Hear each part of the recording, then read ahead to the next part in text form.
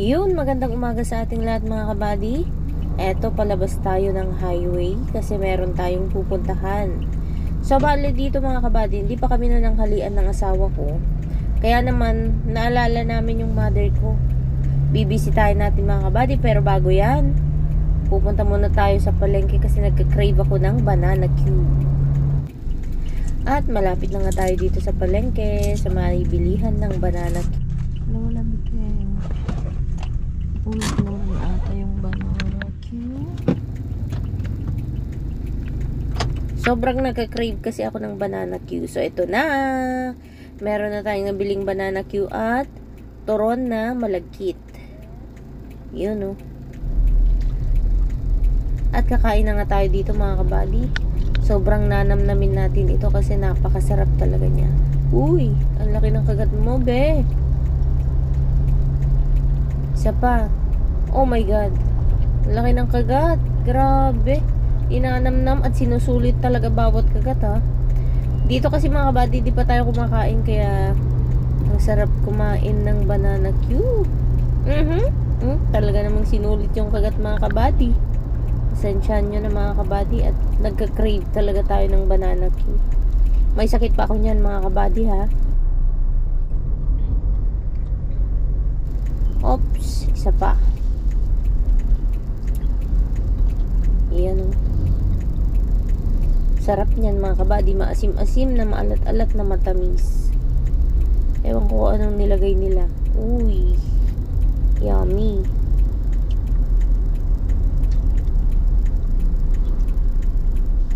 Sarap. Malagkit.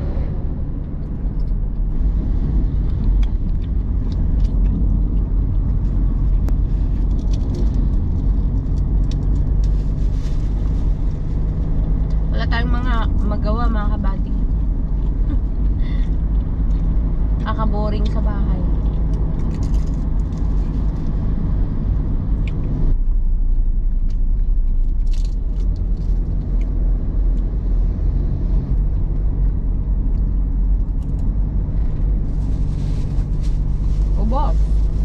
Ilan ba tayo? Dalawa. Ito yung gusto kong maging karwasyan mga kapatid. Ganda ng location niya. Ang lilim. Soon. Kaso may karwasyan sa tabi niya. Merong malakas na karwasyan sa tabi niya. Depende na lang sa mag-ano. Pero pag ako yun yung gusto kong site ng gagawing car wash kasi magiging komportable. Mainit kasi dito mga kabady, so magiging komportable yung magpapa-car wash. Malilim. So mamamasyal muna tayo mga kabady sa mother natin. Hingi daw tayo ng native na manok para magsabaw-sabaw tayo. So bibili tayo dito mga kabady ng buko. Kano dalawa? Dua?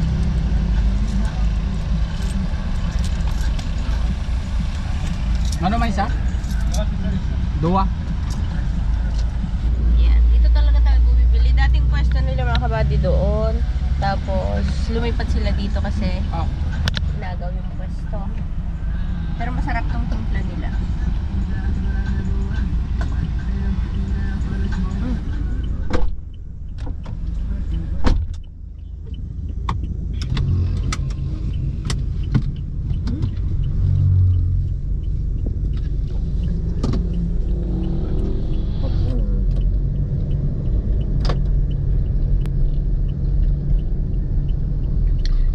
Kasama namin sa bahay yung pamangkin natin mga kabady, hindi rin namin alam kung saan pumunta. Na boring din, nakatulog kami, umalis. Nagutom siguro.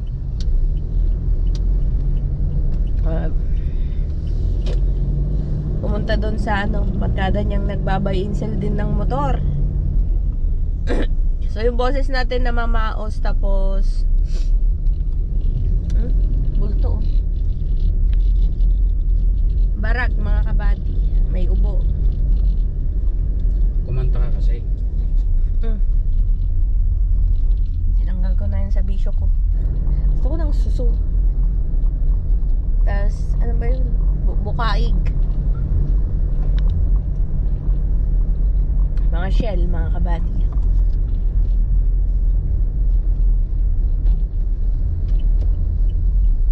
Ako. Bakapan mo muna lang.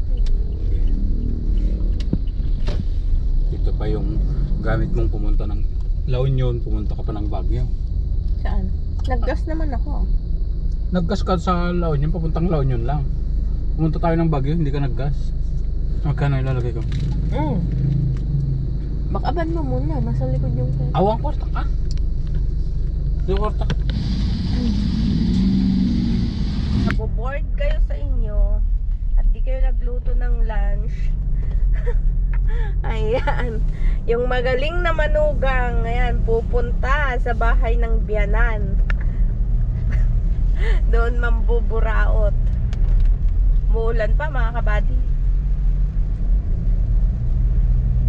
Yun. Medyo malayo-layo pa tayo pero gutom na ako.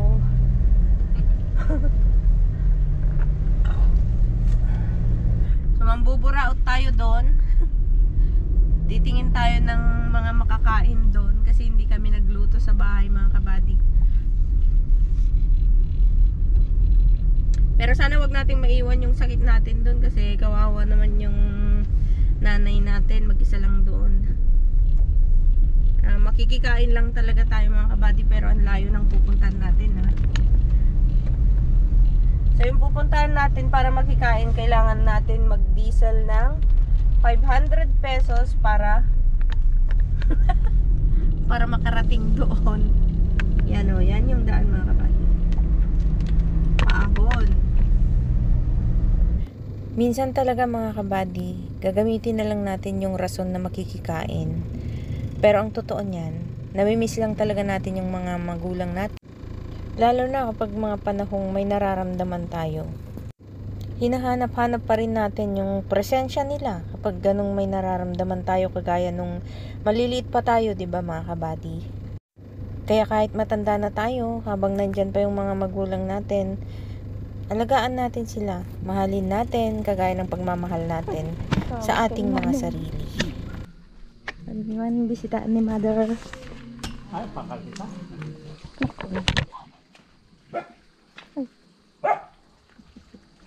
Tumuray. Ay. So we're here at Mama's house.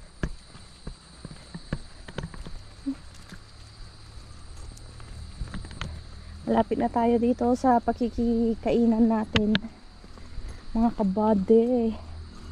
So yun yung bundok na laging natitibag. Yan. Yan yung sign ng ano natin, lupa natin. Yan yung bahay ni Mother, nag-iisa. Ouch. Ito lang yung mahirap dito sa atin mga kabady. Ano ay pwede dito? Walang pilapil. Dapat na. Ooh. Putol-putol na yung sunflower niya. Sunflower ba yan? Oo, hindi maganda yung pagkaano niya. Yata. Kaya sinira nila. Ah, oo nga. Ang ganda oh. Tignan mo. Nagbo-bloom pa lang. Ay ko.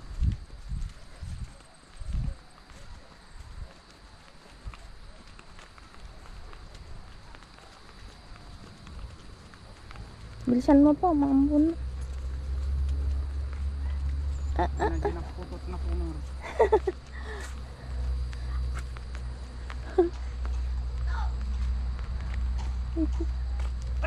Yan nga yung bahay ni Mother. Wow, malinis. Medyo malinis. Oh, Abang tuno. luno. Abang tuno ah. Nagdulak ko.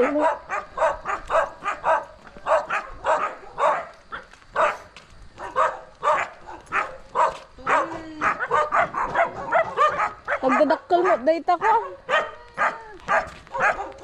Ala.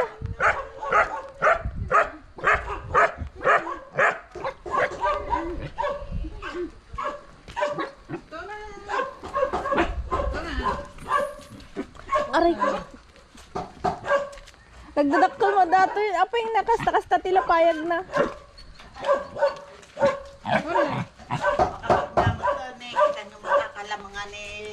Apa yung nakasta-kasta tilapayag na. Sa pinturan. Ay, dahito yung nagsakit? Ang gatak lang ko ng doktor. Huwag lang tuloy pangalan. Kabakan na pangalan. Kung matipay na, inulit ko yun. Apa yan niya nangyari? Ako naman na. Ah, Manual. so yun mga kabady, habang papasok ako sa bahay niya, todo kwento siya, excited mga kabady kasi yung isang aso niya nanganak at may 6 na anak. So ang liliit ng anak niya. Kaya naman excited siyang ipakita sa akin dito mga kabady. Yan, paakyat kami, medyo magulo lang mga kabady yung bahay niya kasi naman napakalaki, hindi niya maayos-ayos. Yan. Dito na Tanya! Tanya! Ay! Nya! May sa tinagmana. Mama! Kumayan? Nagmaya? Kababatid na rin. Sa pinagpangganakan man. Ay, naka. Go! Wag na. Guys, we're going home. Nakaburaot na tayo, nakakuha na tayo ng chicken. Nakapahilot na rin tayo mga kabady. Kaya uwian na. So, pauwi na tayo mga kabady. Yan, padilim na.